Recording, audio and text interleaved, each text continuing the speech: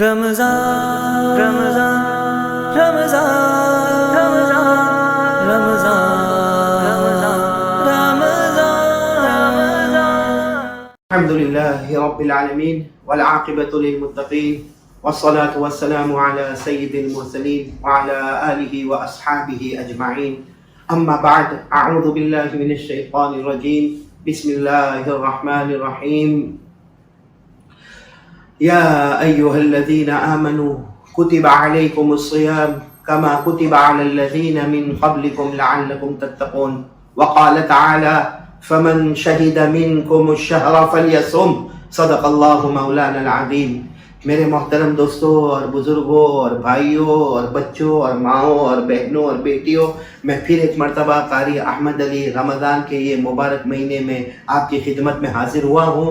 دعا کریں کہ اللہ تبارک و تعالی ہم سب کے روزوں کو قبول فرمائے، ہمارے گھر میں پڑھی جانے والی تراویح کو اللہ قبول فرمائے. ٹوٹا پھوٹا روزہ ہے اللہ قبول کرے، ٹوٹی پھوٹی تراویح ہے اللہ قبول کرے. مجھے اس وقت ضروری ایک دو باتیں کرنا. سب سے پہلے میری ماں، بہنوں، بیٹیوں اور میرے بھائیوں، روزوں کا احترام کرو، روزوں کا احترام کرو، اپنے روزے کو نبھاؤ. روزہ رکھنا الگ ہے اور نبھانا الگ ہے، اور یہ روزہ اللہ کا حکم ہے. اب تھوڑی دیر کے لیے سوچو، ہم جو سحری کرتے ہیں تو سحری کا مطلب ہوتا ہے کہ بس اب کھانا بند کر دو، سحری کا وقت ختم ہوا کھانا بند کر دو. اور افطار کا وقت جب آتا ہے تو اس کا مطلب ہے کھانا کھانا شروع کرو. مطلب ہے کہ ہماری زندگی کا رکنا وہ بھی اللہ کے فیصلے پر، ہماری زندگی کا چلنا وہ بھی اللہ کے فیصلے پر. اللہ کو جب کہنا کھاؤ تو افطار کا وقت ہو گیا، اب کھانا ہوگا، چاہے ایک گھٹ پانی پینا ہوگا، اور سحری کا وقت ختم ہوگا تو کھانے سے رکنا ہوگا. اس کا مطلب ہے ہر کام کا کرنے دھرنے والا اللہ ہی ہے. ہم کو اللہ ہی کی فرما برداری کرنا ہے، اور آج وہی اللہ ہم سے ناراض ہو گیا. ورنہ سحری بتاتی ہے کہ روکنے والا اللہ، افطاری بتاتی ہے کام کرانے والا اللہ. ہم چلے تو اللہ کے حکم سے، ہم رکے تو اللہ کے حکم سے. بلکہ میری ماں، بہنوں اور بیٹیوں اور میرے محترم دوستوں اور بزرگوں، ہمارا ہنسنا، حالانکہ ہم 24 گھنٹے میں کتنی مرتبہ ہنستے، اور ہم یہ رمضان کے مہینے میں دعا کرتے، کتنی مرتبہ روتے ہیں. ہم کبھی یہ نہیں سوچتے کہ یہ ہنسنا بھی میری طاقت میں نہیں، یہ رونا بھی میری طاقت میں نہیں. ہنسانے والا بھی اللہ اور رلانے والا بھی اللہ.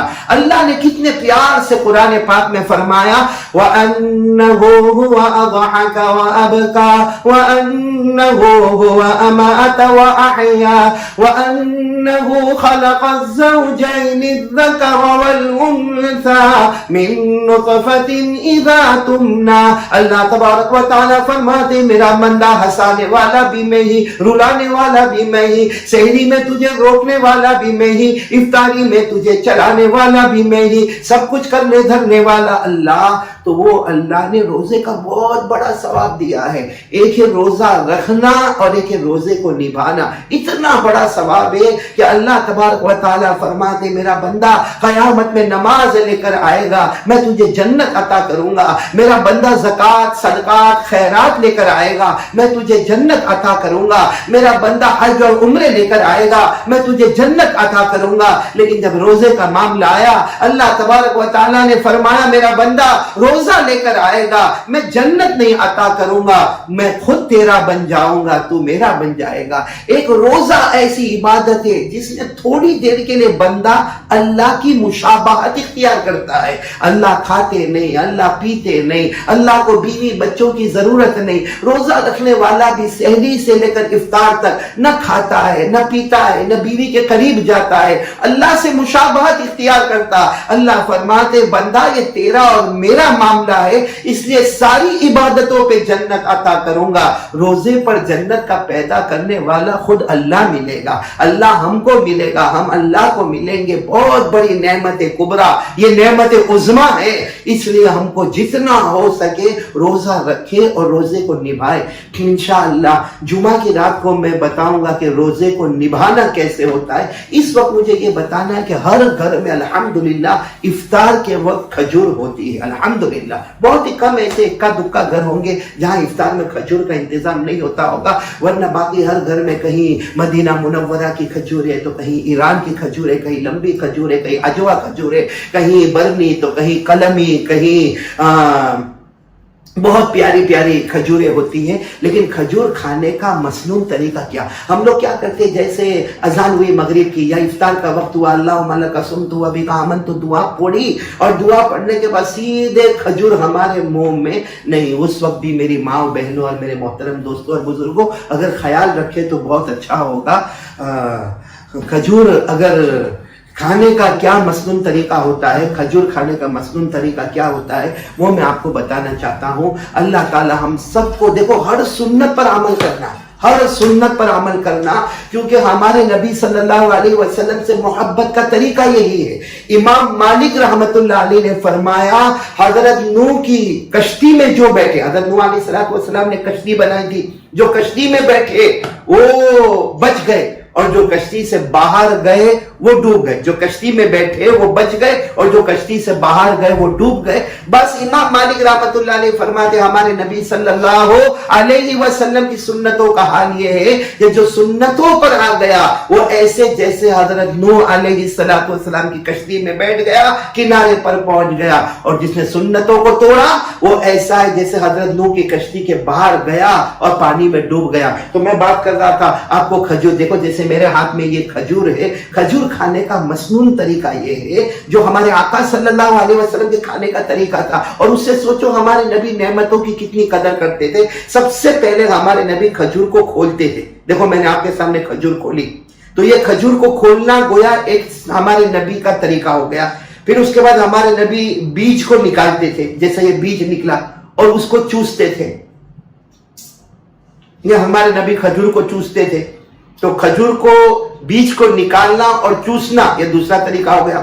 پھر ہمارے نبی اس کو اپنی 2 انگلی پر رکھ لیتے تھے، 2 انگلی پر، ایک روایت میں 2 انگلی، ایک روایت میں انگوٹھے کا بھی ذکر آتا، اور پھر اس کو دسترخوان پر پھینک دیتے تھے، وہ بیج کو دسترخوان پر پھینک دیتے تھے۔ اب باقی جو کھجور ہے پھر ہمارے نبی کھا لیتے تھے۔ اگر ہم اس کو تھوڑا تھوڑا الگ کریں تو سوچے کھجور کھولنا ایک سنت، پھر بیج کو نکال کر چوسنا دوسری سنت، پھر اپنی انگلیوں پہ رکھنا تیسری سنت، اور پھر اس کو دسترخوان پر پھینک دینا یہ چوتھی سنت بیج کو، اور باقی کھجور کو کھا لینا پانچویں سنت۔ اگر ہم اس کو الگ کریں تو 5 اور 6 طریقے نکلیں گے، تو ایک طریقے پر 100 شہیدوں کا ثواب، تو انشاءاللہ ایک کھجور پر 500 سے لے کر 600 شہیدوں کا ثواب ہم کو نصیب ہو جائے گا۔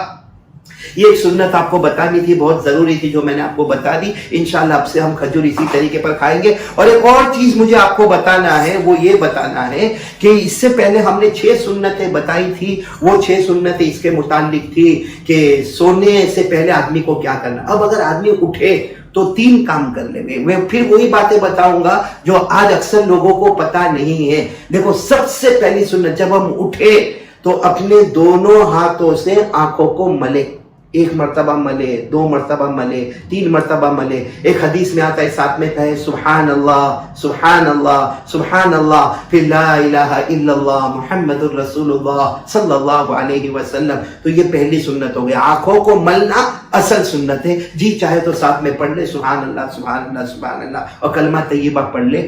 نمبر 2، جب صبح میں اٹھے تو دعا پڑھے۔ اکثر لوگ رات میں بڑے اہتمام سے دعا پڑھتے، حالانکہ صبح کی دعا بہت پیاری، اور صبح کی دعا وہ ہے جو ہم کو آخرت یاد دلاتے، الحمدللہ الذی احیانا بعدما اماتنا والیہ النشور۔ 3 باتیں، اللہ تو نے مجھے زندہ کر لیا، معلوم ہے زندگی اللہ کے ہاتھ میں، اور یوں کہتا ہے کہ اللہ مرنے کے بعد زندہ کیا، یعنی میں سو گیا تھا مطلب مر گیا تھا۔ اس سے یاد آتا ہے کہ ایک دن ہمیشہ آنکھیں بند ہونے والی ہے، وَإِلَيْهِ النُّشُورُ، اور اللہ ہی کی طرف ہم سب کو جانا۔ تو پہلی سنت دونوں ہاتھوں کو آنکھوں پر ملنا، نمبر 2 دعا پڑھنا۔ اور ایک اور سنت ہے جو ہم کرتے ہیں لیکن ہم کو یہ نہیں معلوم ہے کہ سنت ہے، وہ یہ ہے کہ ہم اٹھیں تو دوسرے کو جگانا، یہ بھی سنت ہے۔ جیسے شوہر اٹھ گیا، اب بیوی کو جگا ہے، بچوں کو جگا، تو اس کے جگانے کی عادت ہے، بیوی کو کہے گا چلو چلو چلو اٹھو سحری کا وقت ہو گیا، بچوں کو کہے گا چلو چلو اب آدھا گھنٹہ سحری میں باقی. یہ نیت کرے کہ میرے نبی یہ کام کرتے تھے تو دوسروں کو جگانے پر بھی 100 شہیدوں کا ثواب ملے گا.